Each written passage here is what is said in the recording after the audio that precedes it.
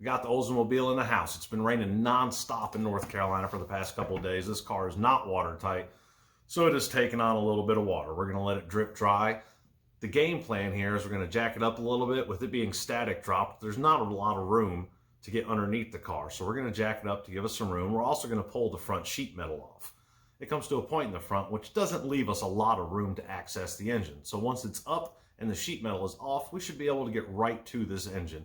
We're going to rip out the Vortec 350 that's in it, and we're going to outfit it with the older style 350 that the customer supplied us with, get everything swapped over and cleaned up, paint the engine block while we have it out so it looks nice, and take care of any oil leaks that we may have found while we were in there looking at it. After that's done, we're going to go ahead and rewire this whole car front to back. It was a daily driver. It's going to be a daily driver.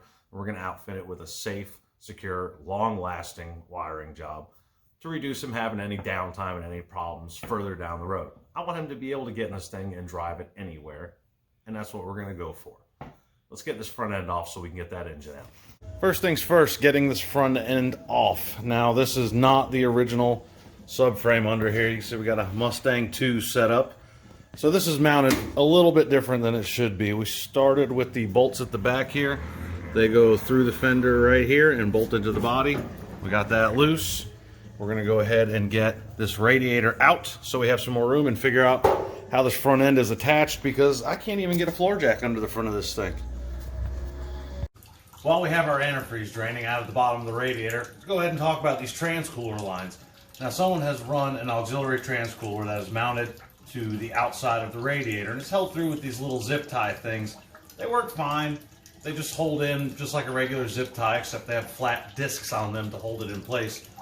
Now, we're not going to try to remove them because then we're going to have to buy new ones, and we run the risk of damaging the radiator flutes by taking those things in and out. So instead, we're going to disconnect the transcooler lines, and we're going to take something simple like a bolt to plug the lines and then tighten the clamp back over it to reduce the chance of losing fluid and then spilling all over the floor. And transmission fluid is slick. You will bust your ass if you step in it. Let's go ahead and get it done.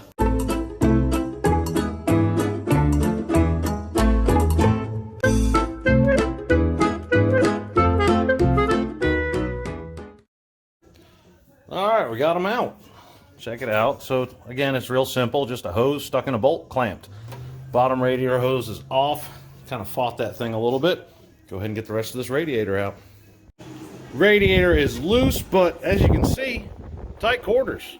You can't get this radiator out unless the engine is out or this front clip is off. Like I mentioned earlier, we took the bolts off at the back of each fender. The only other thing holding it on the front was that one bolt in the center right there. So there was 5 bolts holding this entire front clip on, and it'll be off in just a second. Hey, look at that, the front clip's off. Also, check out that antifreeze over there. Looks pretty nasty. It's really not a bad job. It's a Mustang 2 front end. See the rack and pinion set up. The welds don't look bad. The geometry looks good. No modifications needed there. We're just gonna go ahead and keep chugging along, try to get this engine out. Fuel lines removed and capped off, as well as our power steering lines capped off. We removed our starter and then moved on to the torque converter bolts. These bolts hold the flex plate to the torque converter. You must remove these, otherwise the torque converter will come out with the engine. All right, let's talk about engines. Here we have 2 small block Chevrolet engines, the original one out of the Oldsmobile and the new donor engine. Originally a 305, the new one is a 350, different year model. We're going to have to swap over the exhaust manifolds to make sure they line up with the existing exhaust, because it does have 2 different styles between these engines. We're also going to have to swap over the pulleys and take this intake off and put the customer's original intake on. It was an aftermarket intake for a 4-barrel, not a stock cast iron quadrajet heavy piece of crap.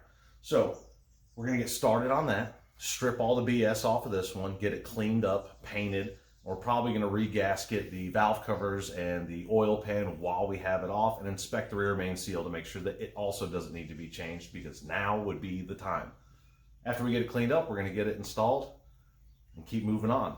Another little quick tip, Chevrolet makes 2 different common water pumps, a short snout and a long snout, and you can measure the difference by going from the engine block and measuring out to the face of the flange. Now this one, luckily enough, measured out to be the same as the other one, so we know our fan is going to land at the same spot and everything's going to line up as the other engine did. Let's go ahead and get to work.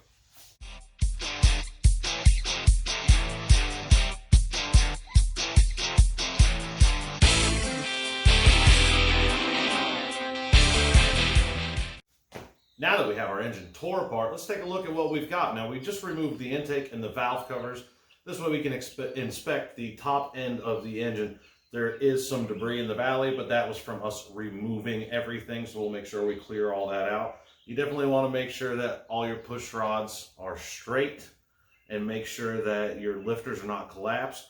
And also take this time to look inside your ports. You can see your valves a little bit. Make sure nothing funky's going on. Make sure you don't have broken valve springs. Make sure your rockers are all secured. And then just check and look for like clumping oil. If you have large amounts of hard clumped oil, that's usually a good indication that the motor was previously not maintained very well. At that point, I would definitely recommend removing your oil pan, checking your pickup tube on your oil pump to make sure it is also not clogged with debris. We will be taking the oil pan off this engine as well, but that's just to reseal it. And we're going to go ahead and put new intake and valve cover gaskets on and reseal our water pump while we're at it and get this thing all cleaned up.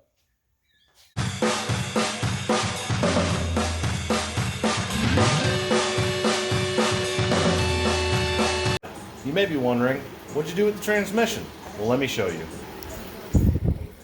So if you look there, transmission is in place. We made this for more than one reason. It makes things a lot easier, but see that orange ratchet strap? Look at that, holds it up perfect. You ain't got to worry about anything. You can leave the transmission in, don't have to pull it out. Well, it is a North Carolina summer day for sure. It is hot as balls out here. I am dying. We've got to get some welding finished up on this. Let me show you what we're doing on the Roadster. We're going to try to buzz this up really quick because I am way behind schedule on stuff. So last time we had put our cap on across here and made our filler panel in here as well. This time we're going to go ahead and make, I guess you can call it an inner rocker, even though it really isn't. That panel right there. So we just laid the metal down and then traced it out with a marker, cut our edge and the shear, and we're going to go ahead and tack it. Now you're going to think, oh look, he's got 5 million clamps. That's for a good reason. Because it's a lot easier then, because I can just tack it in, done, and then I can go back and finish doing a little bit of shaping and hammering to make it work nice. Let's get her knocked out.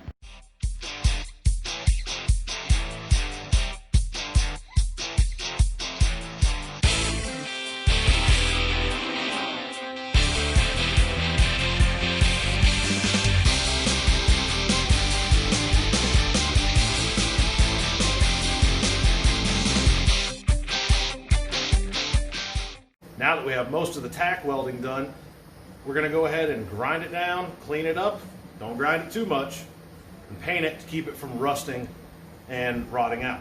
Now, you're looking at me saying, Dan, why are you wasting your time putting this in? It's a rat rod, it's rusty. Why are you doing all this nice stuff? Well, because stuff gets trapped in here, and I'm never going to put it up on a lift and clean it out. And it's going to rot out, and it's going to get worse and worse and worse. I want this to last. So yeah, while I'm not doing a full frame-off restoration and doing all the pretty body work on it, I'm going to try to make it last as long as I can, and that's one thing that I can do. Also, a little bit extra structure never hurt anybody. The bottom side's going to get a lot of abuse. When we drop the bags, boom, it's going to land on the frame and the body at the same time. So, do whatever we can do to help. It's a nice day, and there's a local Cars and Coffee going on, so we're going to stop working and go take the car out for a little cruise. Let's go check it out.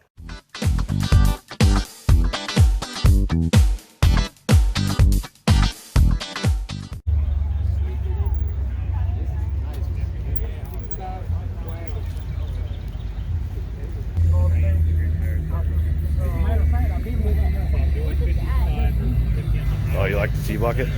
That's pretty cool, huh? Different color too. Yeah, that's a cool looking shoebox. I like it a lot. You have basically the same car. No, it's two completely different cars. That's the thing. That's the great thing about it.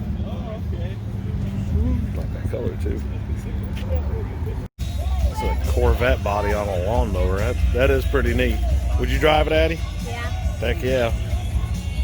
Nice Corvettes. Camaro. Green Trans Am.